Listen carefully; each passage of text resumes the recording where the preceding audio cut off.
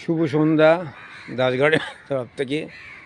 দেখুন মাধবীলতা গাছটা আগেও দেখিয়েছি, দেখুন কি সুন্দর ফুল ফুটে আছে।